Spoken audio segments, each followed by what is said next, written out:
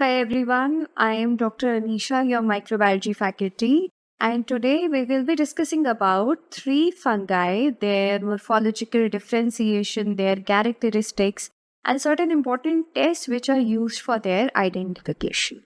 Right? So today I will be discussing about Candida, Cryptococcus, and Aspergillus and their short comparison. Under these three fungi, I will be talking about germ tube test, Indiaing preparation, and hyphal branching, which are three characteristics of the three different fungi we are talking about today. So, before understanding the morphological differentiation, we first must know about the basics of these three fungi. What are the morphological characteristics of these fungi?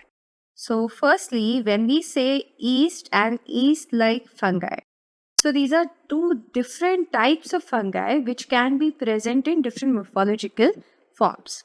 So when we say yeast, we must know that these are unicellular fungi which primarily reproduce by budding. They reproduce by budding. So these are single-celled fungi which are reproducing by budding, and these are strictly single-celled. So if they're strictly single-celled, we will consider them as yeast fungi or yeast cells, right? So in this image, can we appreciate these small single-celled organisms which have small buds arising out of those cells? So these are typical characteristic, or this is a typical morphology of a yeast cell which is reproducing by bud, right? And then there are certain organisms which come under yeast-like fungi. And what are these yeast-like fungi? So these organisms, they are present as unicellular organisms which are reproducing by budding, but under certain circumstances or under certain environmental conditions, they can have hyphae just like walls. So they can be present as unicellular organisms or unicellular fungi, but they can also be producing hyphae in certain environmental conditions. There are certain factors which are responsible for such conditions. So those organisms which can switch between these yeast cells, they can be present as single celled as well as these hyphal or moldy forms in the environment, right? So these organisms are considered as yeast-like organisms. Having said that, let's move on to the first important fungus we are discussing today, that is Candida. Now, Candida is responsible for opportunistic mycosis, opportunistic mycosis. Although it can be present ubiquitously in the environment, it can be present as a commensal in our bodies, but they are majorly responsible for opportunistic mycosis. So it is most common fungal infection present in HIV as well as non-HIV patients. It can be seen in HIV patients as well as in non-HIV positive patients, right? So this is one of the most common fungal infections seen in human beings, right? And what is the most common species which is associated with the human infections? Most commonly associated or implicated, it is Candida albicans. Albicans. But because of antimicrobial resistance, also there are a lot of other species which are coming up as pathogenic, and these are very resistant to normal antifungals as well. So the scenario is changing off late, but as for your exams, what is the most common species associated with human infections of Candida? It is the Candida albicans. So there is one typical characteristic feature which is shown by Candida. It is the phenotypic switching. And what is phenotypic switching? It refers to the reversible interchange between the morphological forms. morphological forms in which this candida exists in the environment. So, what is the reversible interchange occurring? It can switch between the three morphological forms based on the environmental conditions like changes in temperature, pH, etc. Right? So, what are the three morphological forms we are talking about when we speak of candida? They can be present as yeast cell or unicellular cells. They can also grow as elongated yeast cells, elongated cells, which are known as pseudohyphae. Pseudohyphae, right? And they can also exist as hyphal forms, which also show septation. So, phenotypic switching is an important characteristic feature which is shown by Candida, right? So, it can exist as reversibly as these three forms based on the environmental condition. So, now we must first know the differences between the pseudohyphae and hyphae, and how are we going to identify whether it is a pseudohyphae or hyphae. This is very frequently asked in your exams. What are the differences? So, firstly, let's look at the image and the table simultaneously so that it gets easy for us to understand. So now when we talk about the septa, so first let us see the septa of hyphae.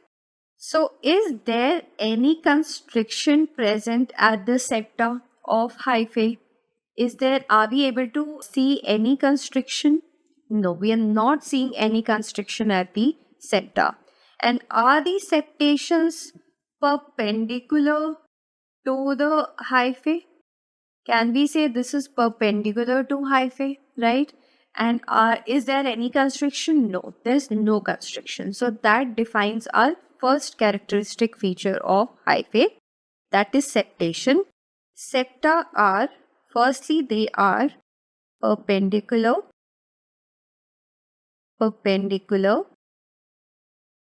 and no constriction is seen at the septation, right? Now let's see the septa of pseudohyphae. So firstly, if we look at the morphology of the septa, are these septa somewhat curved? Can we see curved nature of the septa? First thing. And can we observe some constriction where the bud is arising? Some constriction at the septa, and then there's another cell which is present. Is there a constriction? We do not have a parallel wall, but there's a constriction which is present in the pseudohyphae sector, right? So these firstly are curved in nature, curved, and they have constriction at septation point, right? Then now let's talk about the growth pattern of the candida and the different morphological forms, the pseudohyphae and hyphal forms. So how is the growth occurring for pseudohyphae?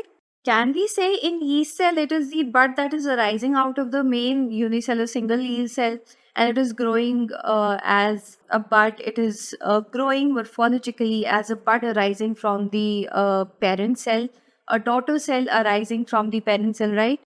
So what is happening in pseudohyphae? It is also the same. It is the budding which is happening. The growth is occurring with the help of budding, right? So growth is occurring by budding. And when we say hyphal growth, it is the apical elongation which is occurring for growth in a hyphae, apical elongation.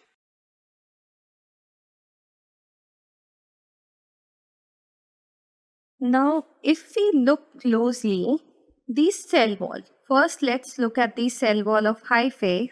Can we say the cell walls are parallel to each other? Two walls are parallel to each other, right? So can we write the cell wall of hyphae is parallel to each other? Parallel, right? And what about the cell wall of a pseudohyphae? Is it parallel? Does it look parallel, or is there some constriction at the septa? So does it grow like a cell which has some constriction like this? So can we write that the cell wall is not parallel but it is constricted at septa, right?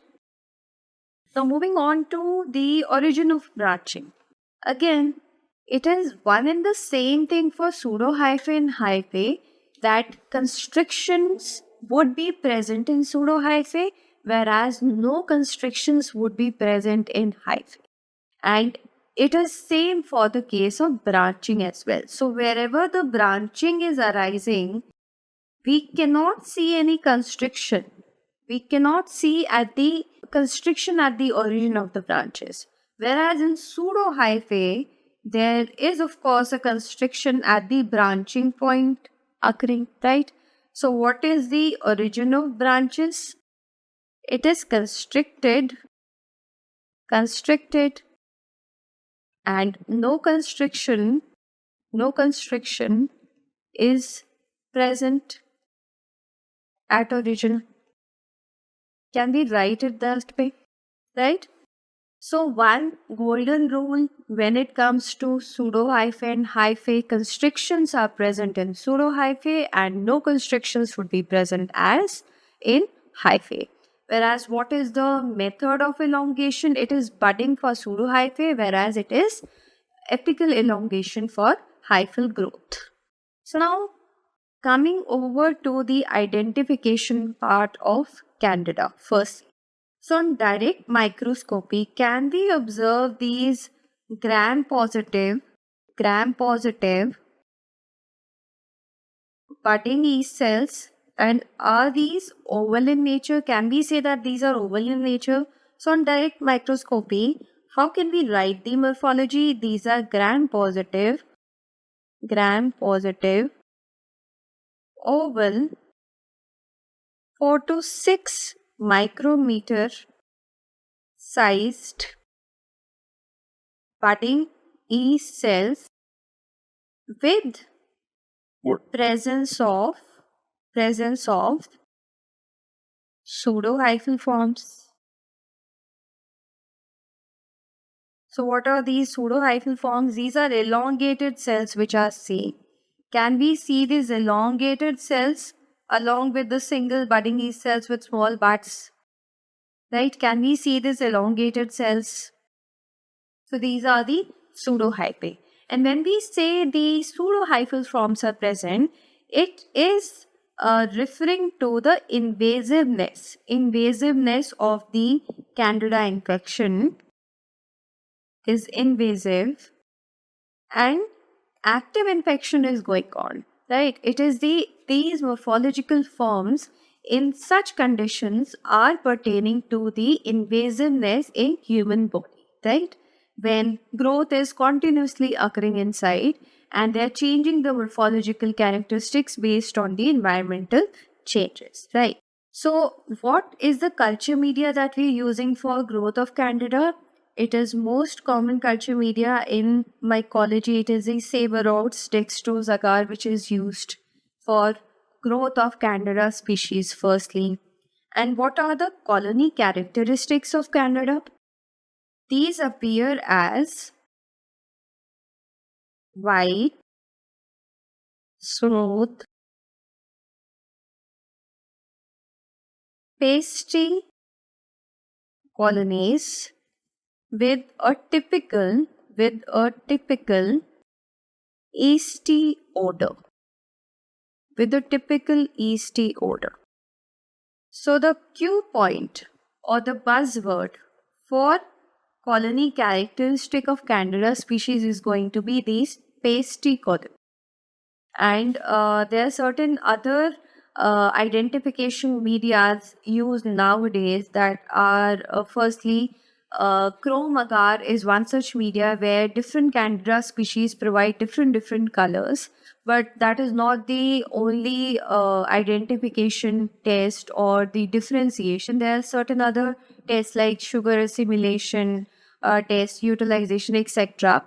So, on SDA agar, this is the typical characteristic feature of colonies, that is white, smooth, pasty, creamy colonies with a typical yeasty odor, right? So, this is the typical morphology or characteristic of Canada on SDA agar. So, now let's move on to a very specific test, that is germ tube test, which is done for presumptive identification. Presumptive identification of Canada species. So, what are we doing in this particular test?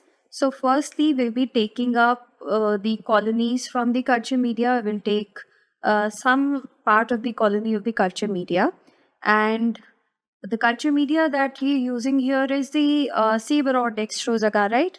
So, colonies from SDA, they are taken and they're treated with human or bovine serum,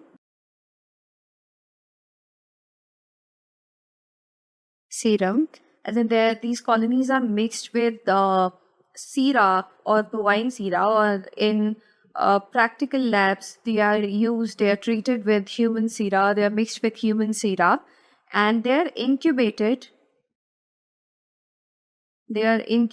in water bath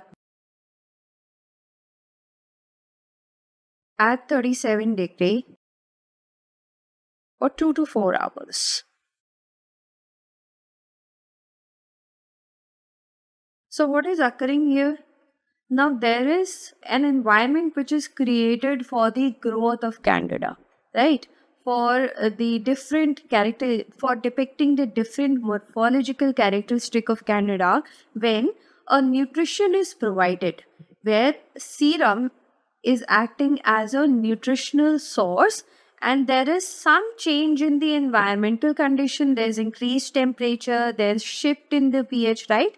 So it is providing a favorable environment, a different environmental set for the growth of Candida. So once there is incubation in water bath for 2 to 4 hours, what do? We'll just take a drop of this suspension, and we'll mix it. We'll just place it on a slide and observe under microscope.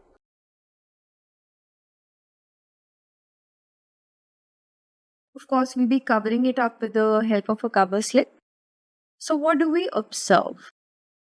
We observe that these cells, these yeast cells, they will show these elongations. These elongations which are coming, these are growing out of the yeast cells. These projections, these finger-like projections which are coming out of the yeast cell, right? In this image, it is clearly visible that this is a yeast cell and there's this tube which is coming out of the yeast cell. So this phenomena, it is nothing but the Reynolds broad phenomena, right? Where finger-like projection or tube-like projections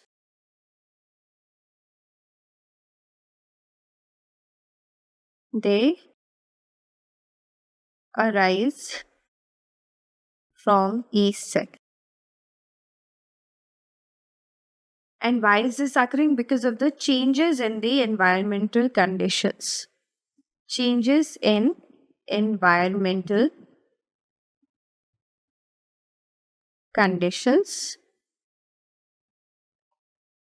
in terms of pH, temperature, and nutrition. right?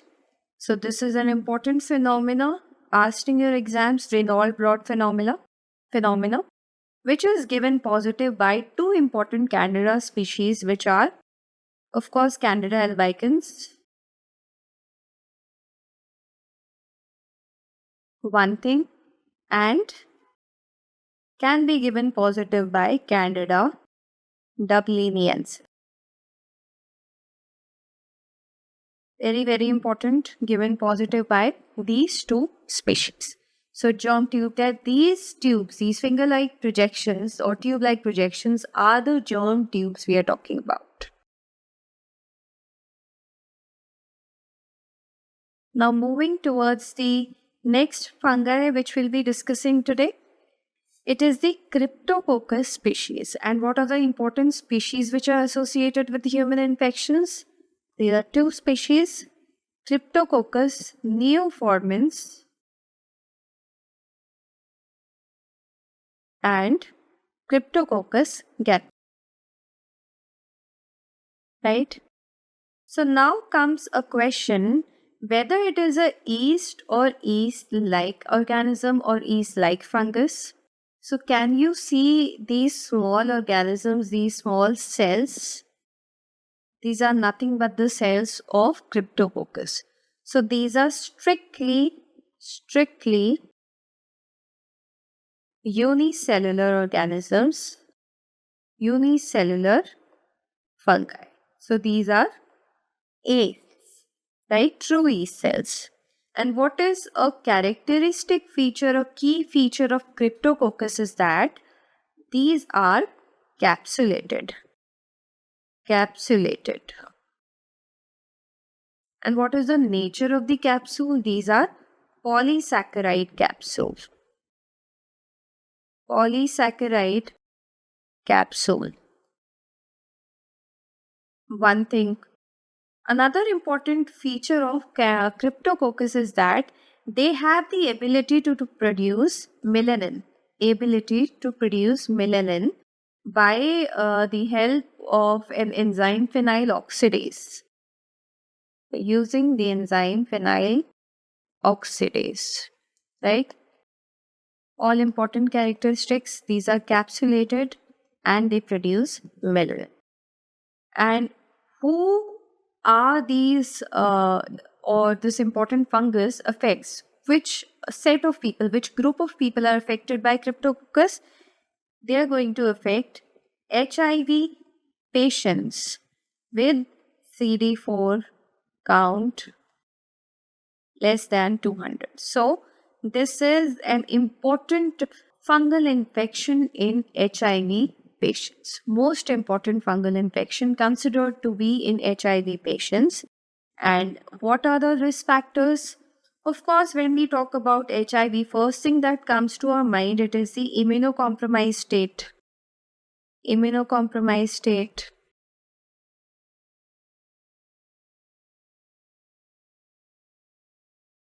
If there's any malignancy, any transplant history, or recent transplantation. So these are the important risk factors which can predispose the individuals to the development of cryptococcal infection, right? And what are the important conditions that cryptococcus can lead to? They can lead to, firstly, they can be responsible for cryptococcus pneumonia, cryptococcal pneumonia or pneumonitis. Very, very important, meningitis, right? And they can also lead to other respiratory and other non-invasive conditions, but they can also lead to important orthopedic lesions or osteolytic bone lesions, but these are very rare. These are uncommon. Most commonly seen, and the question that you'll get asked in your exam is a meningitis history in case of a HIV positive patient. So meningitis and cryptococcal pneumonitis or pulmonary cryptococcosis can be important conditions that this cryptococcus can lead to, right? Pulmonary cryptococcosis. So now talking about the habitat of these two important species, another important questions. Now Cryptococcus neoformans, it is found in the soil contaminated avian excreta, and most favorite thing, that is pigeon droppings. It is a buzzword which is given in case-based scenarios. Exposure to pigeon droppings, and there is going to be a typical meningitis history, a very, very favorite question among examiners. And now, Cryptococcus gattii. Its habitat is eucalyptus tree. So it is gaon and trees in gaon. So you can remember it that gattii, it is associated or its common habitat is eucalyptus tree, right? So let's move on to the identification. Firstly, there is going to be a history with HIV positive patient with meningitis. Then what do you observe on gram staining? So on gram staining, you'll see 10 to 15, approximately 10 to 15 micrometer sized round yeast cells, which would be seen. And there's also, whether it is visible or not, but they'll also have a halo around, which might not always be appreciable on gram staining. So for identification of that particular halo, we will do an important test, that is negative staining, with the help of modified India ink or 10% nigrosin. So an important identification test for Cryptococcus or any fungus which is capsulated, it is Cryptococcus, right? So for that, we'll be using this negative staining test. So what are the characteristic findings of Cryptococcus under India ink? So we will say these cells, which are typically 10 to 15 micrometer in size, right? And they'll have a distinct halo around them, a halo which would be present around.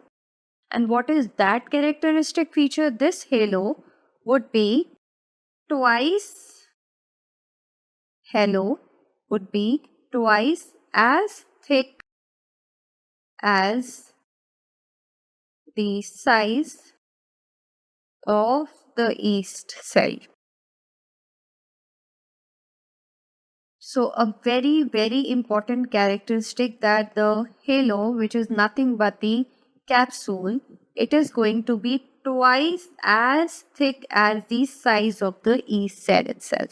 So it is a demarcation line, it is the demarcation point of Cryptococcus whenever we talk about that the capsule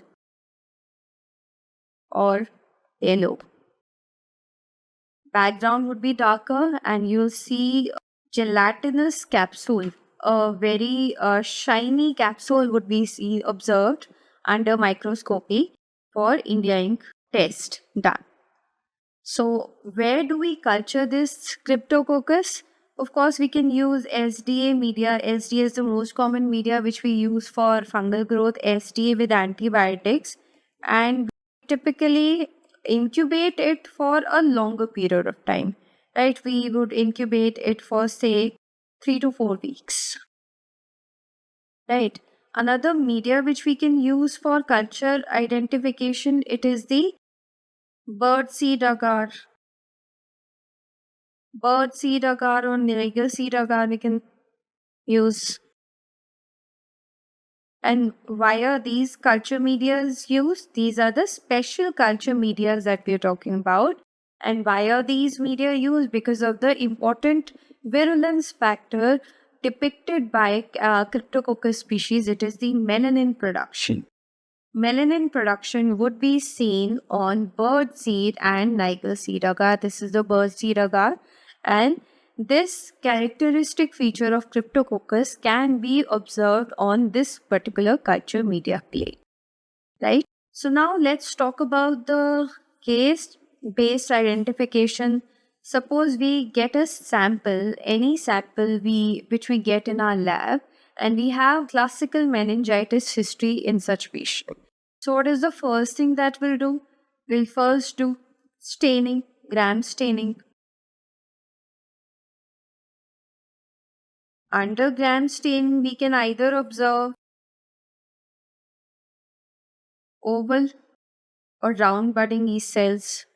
See, Candida can also have, it is not always the case that Candida is always going to have oval budding yeast cells, right? Some morphological changes or variations can be present, but round yeast cell with capsule, it is always going to be crypto.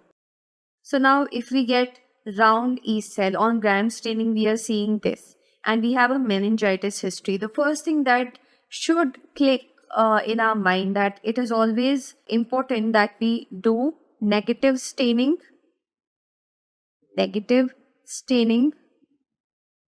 or India ink preparation. And if we are able to observe a capsule,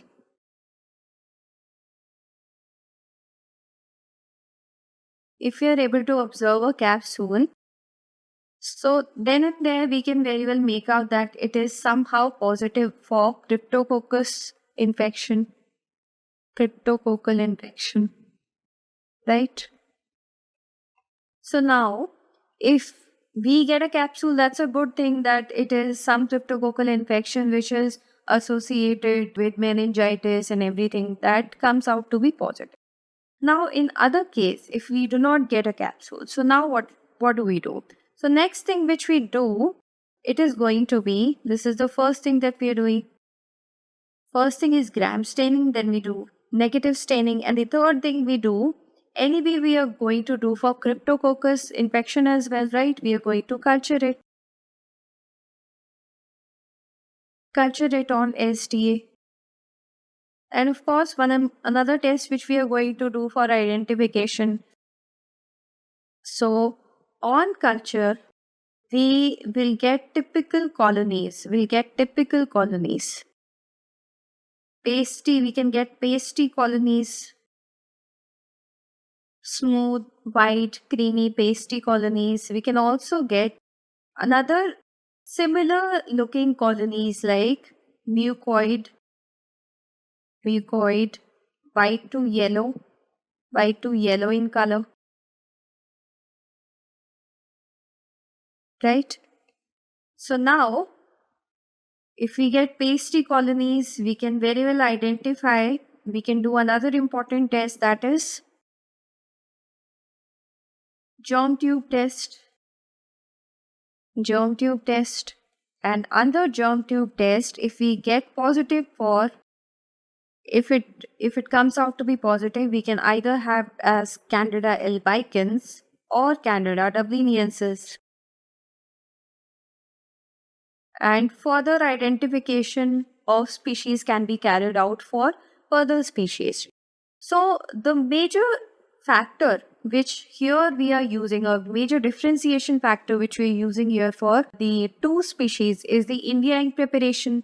India ink preparation is helping us identify the capsulated fungus, right? And germ tube test, which is helping us identify the characteristic or Raynaud's spot phenomena that are shown by Candida species, right? So this is how we can narrow down in case of meningitis history. If we get capsule, then it is cryptococcus infection for sure. So now let's quickly write about these major differences between Candida and cryptococcus. Firstly, Candida, is it a yeast or yeast-like organism? It is yeast-like organism because it can exist as three morphological forms, right? And Cryptococcus, these are strictly true yeast cells, true yeast cell, right? Unicellular. Morphological forms are three: yeast cell, pseudo-hyphae, and hyphal form. And there is only one morphological form, that is capsulated yeast cell. Capsule it is absent in case of Candida, whereas it would be present in case of Cryptococcus. Then germ tube test, naturally it is given positive by Candida albicans and Candida dubliniensis. Germ tube test is negative for any other fungal species, right? It is only given positive by Candida.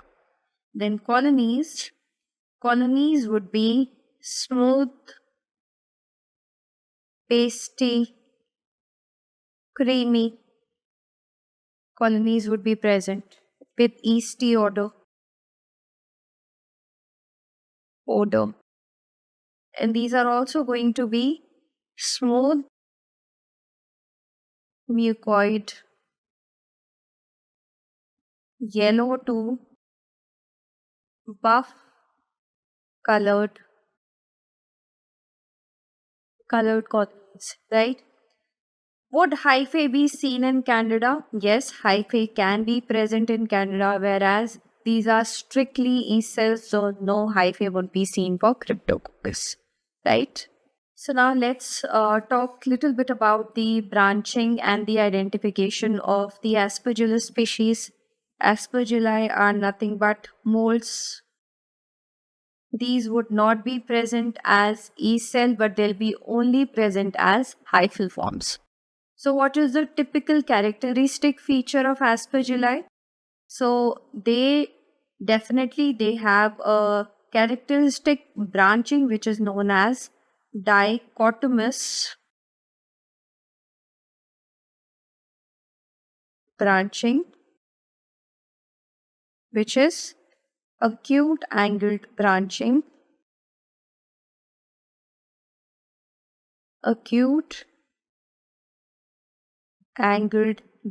and what is this acute angle we are talking about? It is 45 degree. Another important one line. So culture is, firstly, it is always done on SDA media. And what is the typical characteristic features of the colonies of Aspergilli? They have velvety texture to it. Velvety texture along with the different colors which are depicted by different species of Aspergilli. So these are the most common colors and these are the most important image-based questions which you'll get in Aspergilli for identification. So the first image, it is the smoky green color,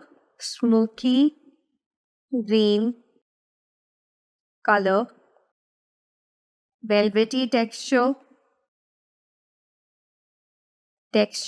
which is shown by important Aspergillus species, which is Aspergillus fumigatus. So this color, is it somewhat similar to the fumes of smoke, right? So from that we can derive that it is smoky green in color. So important mnemonic that I use for Aspergillus flavors, it is a round bowl of green Thai curry. So it is yellowish green in color. So the morphology or the colony morphology of Aspergillus flavors on SDA media, it is yellowish green colored colonies, yellowish green colored colonies with velvety texture, right? So these are all important one-liners which are asked in your exams. And what is this black colored colony? Of course, it is Aspergillus niger. Niger stands for black. And the texture, it has somewhat cottony texture to it. Cottony texture. Right? And what is this? Another color or distinct color which we usually do not read when we talk about Aspergillus. This is another upcoming image-based question. It is Aspergillus terreus, which shows cinnamon brown color colonies. Cinnamon brown colored colonies. So another important one-liner. So which fungus shows cinnamon brown colored colonies on the SDA media, or which Aspergillus species? It is Aspergillus terreus, right? So these are the colony characteristics of Aspergillus species on SDA media, and the important branching, which is acute angle branching. This is the acute angle we are talking about, acute angle, right? And there's also septations are present. These are septate hyphae. So they will be present only as hyphae, and they will be septate hyphae. Septate hyphae.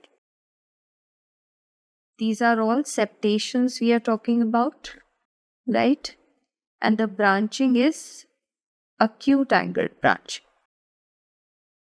Now let's talk about the main differentiating features or important characteristic feature.